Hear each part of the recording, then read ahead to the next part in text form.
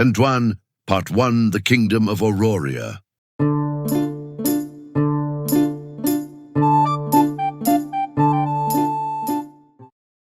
Chapter 9.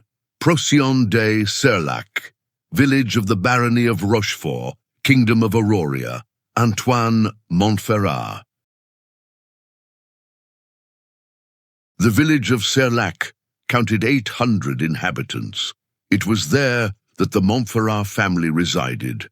They were the only family in the village to possess a surname, a privilege Antoine would not have traded for anything in the world. Their name had been earned by his father Godefroy, through strength of arms in the wars against Asteria, back when he had still been a sergeant. Since then, everyone knew the Montferrats. The region was filled with hamlets of 200 to 400 souls, but Serlac was larger, better organized. The houses, around 80 of them, were clustered in the center of the village, while the rest was scattered among the fields and at the edge of the woods. The land was fertile and well-maintained, grain fields, grazing meadows, and well-worn paths. A Romanesque church of grey stone stood proudly in the village square. People attended services on Sirius Day, the first day of the 8-day solar week. On the other days, only the elderly and the devout went. Serlac had no fanatics, and neither did the county of Montclair. Superstitions were far more common in the Empire of Solaris, or to the south. But this day was special. It was Procyon Day, the last day of the week. Tomorrow, the sun would disappear, a miracle foretold, a sign from the gods. According to the most mystical among them, every villager gathered at the church. Tradition dictated that each family arrive at the exact hour, dressed in their finest clean clothes.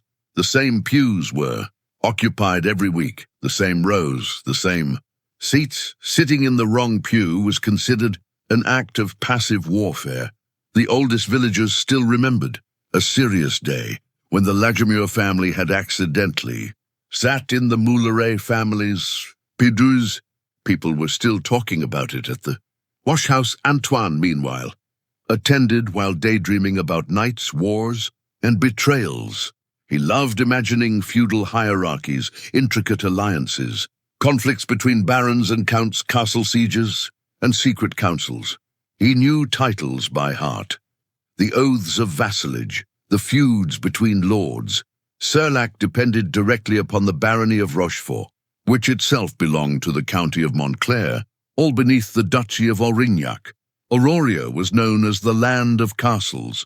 The kingdom was organized like a pyramid, a model of order and pride that Antoine adored. He also loved the country's little anecdotes, like the story of the Lord of Darnau, who had built a bridge where there was no river, simply to imitate his great rival, the Lord of Volmarais, who had commissioned a magnificent stone bridge connecting two villages separated by a branch of the river. Darnau, stung by his rival's fame, had demanded the same bridge, even though there was absolutely nothing to cross, or the tale of the Duchess of Aurignac, who insisted that the roosters on her estates crow only after sunrise. It was Simon, one of Antoine's closest friends, who told him all these stories. Simon was a living encyclopedia, blending small stories with great ones, tavern scandals with diplomatic treaties. Antoine listened to everything. Fascinated, that morning he had dressed well and arrived spotless. Mass began at 9 o'clock. He always arrived 5 minutes beforehand. No more, no less. Mass was not really his thing, but it was the duty of a good Aurorian, and there would be a major announcement, as always. The Montferrat family occupied the 6th pew on the left. In Serlac, changing pews bordered on heresy. Antoine sat all the way to the left, beside the cold stone wall, strategically protected from social interaction. He feared the dangers lurking in neighboring pews, a talkative neighbor, an overly curious elder, an unexpected greeting. No, thank you. Father Dom's words slid over him like rain upon armor. He stared at the astral voice, the old sacred book, while allowing his mind to wander. Religion did not interest him all that much. Engineering did. Strategy did. Thinking, building, planning, that was what fascinated him. There was the engineering of objects, military strategy, and even social engineering, the art of understanding people, reading them, guiding them, sometimes manipulating them. But Antoine, a chronic worrier, lacked confidence every day. He tried to improve himself, his secret dream, to govern, not as a king, as an administrator, perhaps a burgomaster, to make a town prosper, like Eremont. He imagined himself reorganizing streets, optimizing reserves, simplifying taxes. Bliss. A stumble interrupted the sermon. Father Dom made a mistake in his liturgy. At 78 years old, the man still stood upright, a true human relic. Antoine briefly emerged from his haze, then returned to his small rituals, massaging his face, pressing his hands together beneath his nose, tapping his fingertips together in every possible combination. Left, right, index, finger, little finger, repeat. The symphony of compulsions. He observed his siblings. Theobald, 2 years younger than him, elegant, loud-mouthed, always impeccably dressed. Then Leobald, the youngest at 12 years old, still sweating after spending an hour playing around the church before Mass.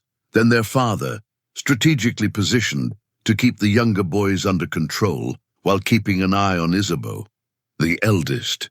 She kept glancing toward the great door, waiting for Marguerite. Of course, the 8-year-old chronic latecomer, and there she was, arriving beside Odon Rochefort, as always. Odon sat in the front row with his older brother Tancred, their father Guillaume, and their sister Agnès, a powerful family. Guillaume was a baron, a hard man, respected, feared as well. The Rocheforts were known for their selfishness, their legendary stinginess, and their contempt for common folk. They administered their barony the way one manages a granary, counting every grain, remaining severe, sometimes unfair, yet their authority was never questioned. They were the masters of the region, and everyone knew it was wiser to bow than complain. Why did they attend services in Surlac rather than in their private chapel? Perhaps to maintain their presence, to preserve their connection with the people, and to allow the children to spend time together. Isabeau always insisted it was perfectly normal for the Rocheforts to come here. After all, we are family. Antoine preferred not to think about it. Guillaume was his lord. The fact that he was also his uncle through his late mother did not make the man any less intimidating or any more likable. Mass finally ended. 2 full hours of combat against boredom. The villagers filed. Outside, Antoine did as well. He was not the type to lead the procession, far better to blend into the crowd. And there, among the people, Tristan, of his 3 closest friends, Tristan was the one he loved most. Tristan, Antoine exclaimed. Perfect timing. What are you doing here? I finished my preparations early this morning, Tristan replied with a grin. But didn't you attend Mass in Eremont? No, you know I hate that sort of thing.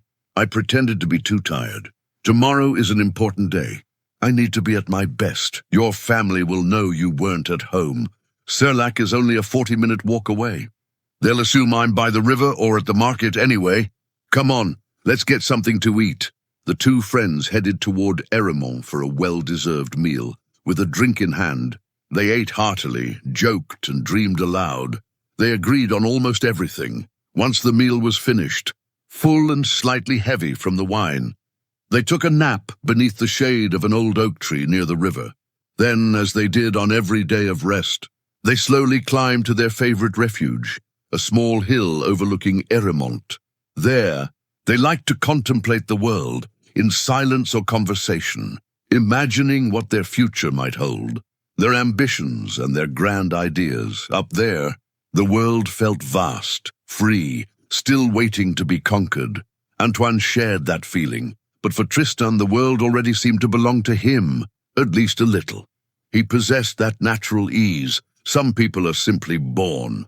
With tall, handsome, always smiling, he attracted attention, effortlessly. People gravitated toward him. Doors opened more easily in his presence. Where?